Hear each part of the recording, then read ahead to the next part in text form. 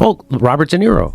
Yeah. Now, Kurt's convinced that Robert De Niro's on some kind of Epstein list or some kind of thing like that, and then he's afraid that if Trump does get power, he's going to expose him, and he is actually going to come at him. Of course Kurt thinks that. That's what Kurt thinks that. Kurt thinks that about everything that happens in the world. I think Robert De Niro's just got Trump derangement syndrome. I think he's old, too. There's a thing about old men. And they want to yell at everybody. And he's completely... Did you see when he went and gave that speech outside of the trial? That was bizarre. Who told him that was a good idea? And then he starts... At the garbage outside today. Robert De Niro, officially sent by the Biden campaign, makes himself look like an idiot and reminds us why Trump is so popular. It's so stupid. It was colossally stupid. If you're going to send somebody to go speak outside of the Trump trial, make it someone who's universally beloved, like a Michelle Obama. You know, she's not universally loved. She's not loved on the right. But I'm saying, like, at least within the left and the center left, and maybe even some center righties. Robert De Niro has gone so hard partisan over the past 8 years. He is like example number one of Trump derangement syndrome. At regular people. Well, He's like, fuck you, you're a gangster. Go fuck you. Like, it's crazy that's the guy what? from Taxi Driver. Yeah. You know what also I think those guys have no friends. I think the only friends they have are Hollywood phonies. And so you're in this weird world where everybody you talk to is a phony, and you become a phony, and everyone's a phony, and your grasp on reality is very slippery, and your eyes are going. Robert De Niro used to rule Hollywood with unforgettable mafia roles and Oscar-winning performances. But these days, his biggest role isn't in movies, it's being angry. Really angry. He's out in New York shouting about politics like he's in a never-ending Scorsese film. Except now it's orthopedic shoes, not mob suits, and the drama's all real. He doesn't seem like a movie legend anymore, more like the face of celebrity meltdowns. It's sad to watch a Hollywood icon slowly turn into a headline for outrage. Then came Joe Rogan. No filters, no hesitation, just raw reaction. One moment he's talking elk meat, the next he's roasting De Niro like he's grilling a steak, and honestly, he had a point. Watching De Niro rage about politics feels like watching someone yell at a toaster loud, strange, and kind of useless. It's drama without direction, noise without impact. Rogan didn't just joke, he hit hard, called out the chaos and basically said what everyone was thinking.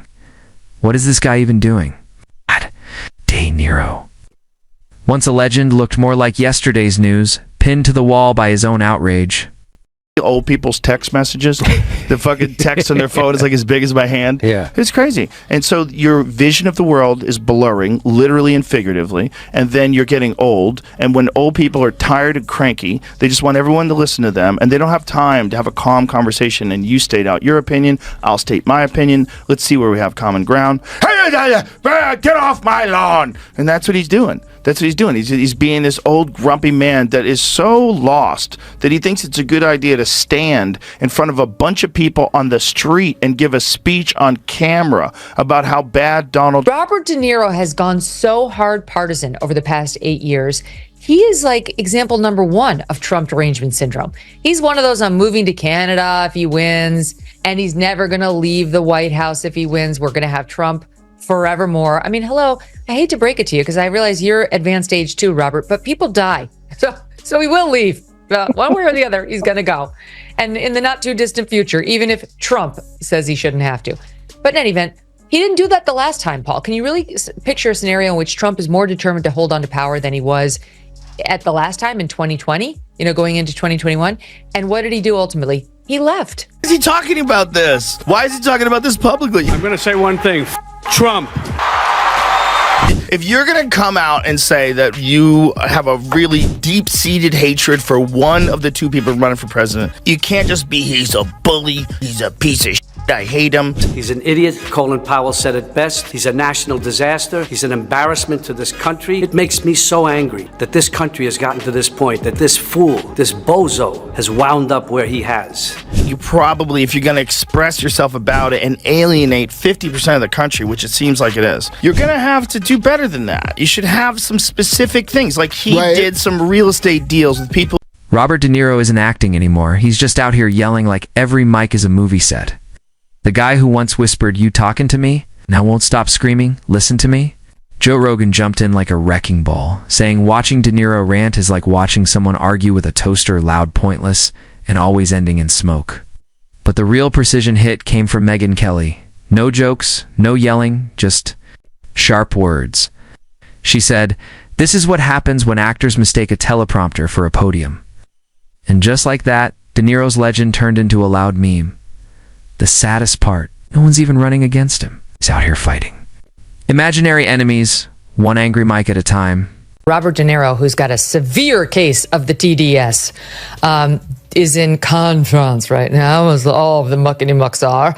And he's very unhappy about what Trump is doing to try to keep filmmaking, American filmmaking, in America by slapping tariffs on foreign-made films so that he can basically try to force people to make them domestically again for the American audience that they're meant to serve. And here's what De Niro said on Tuesday. America's Philistine president has had himself appointed head of one of our premier cultural institutions. He has cut funding and support to the arts, humanities, and education. And now he has announced a 100% tariff on films produced outside the U.S. Let that sink in for a minute. Robert De Niro, there's something about being a star where you think your opinion's more important than anybody else's, and you can go give a press conference, and he obviously has been very vocal from 2016 that he hates Trump for whatever reason. Maybe they have some personal thing. You think Trump ever threw a punch himself or took one? This guy who ran and hid in the White House bunker when there were protesters outside? No way.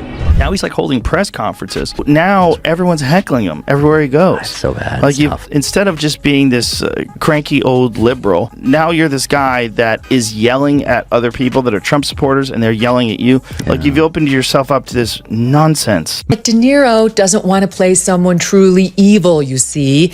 At least not a certain someone. Maybe Jimmy was a Democrat. By the way, De Niro is also very upset that Donald Trump is an alleged racist. Wonder if he pulled Jimmy Kimmel aside last night and asked him to atone for his blackface-loving past. Joe Rogan sat in his studio, genuinely puzzled. Does Robert De Niro even have a PR team? Or is he just freelancing public meltdowns now? Rogan wasn't angry, just confused. How does a man with that much talent spend his final Hollywood years? Yelling at the sky like an overacting cartoon grandpa? And honestly, it wasn't even political. Rogan reacted with the same disbelief we all feel. Why is De Niro shouting? Who gave him the mic and forgot the mute button? It's like watching a classic car spin in circles. You respect the legacy, but cringe at the chaos. And Megyn Kelly? She didn't laugh. She dissected. Cool, sharp, and surgical. She called. His fall, a slow ocean crash. The once quiet powerhouse of cinema now looks like a political foghorn with no script. They didn't even need to team up. Don Niro's Meltdown wrote its own punchlines, and the irony? No one actually wants him to stop. His loud spiral is like a wild viral clip, messy, sad, and impossible to look away from. Rogan mocked the circus, but Megyn performed a full verbal autopsy. De Niro's not acting anymore. He's auditioning to play angry man who forgot the script. And honestly, he might just land the part. Didn't think this through. Like this is, and he's getting yelled at. He's doing an outside press conference. Like, Robert, you're 80 years old. Don't ruin this thing. You've had this life where you were a fucking raging bull. You know, you were you were in The Godfather. Like, stop doing this. Man. Don't do this. People shouting him down like, your movies suck. That's not true. No, his movies are very good. Suck. He's one of the greatest actors. I mean, he's the heir apparent to Brando, blah, blah, blah. But he's a loon. Yeah. I mean, you have to just say what he is. He's, he has, basically, I describe this to people. You know what's happening now? Because people are aware about concussions and the problems with CTE. When you get hit and you get a dinger in football, they put you in the blue tent, in the sideline. Yeah. That's what needs to happen to Democrats. They need to go in the blue tent for a little bit, kind of, get your eyes checked, and then come out and be rational again. Yeah, cool off and a De little. Niro needs to go in the blue tent. I mean, because it's not calming things down. We need to be What De Niro project needs friends as research? Looking for cast. I don't know. I'm just checking. What De Niro projects are even around? I mean, well, De Niro's probably trying to figure out where all his money's going because he's getting divorced right now. So he's probably, he's getting divorced. Robert De Niro, Once the face of mystery and power in cinema is no longer being praised, he's being roasted. And not by comedians, but by voices like Joe Rogan and Megyn Kelly. Rogan didn't yell or get political. He just sat back and asked the question we're all thinking, what is this guy even doing? It wasn't hatiyat, it was confusion. Watching De Niro now is like seeing a legend turn into a loud meme. The quiet actor who once owned the screen is now out there screaming, like a confused grandpa at a traffic light.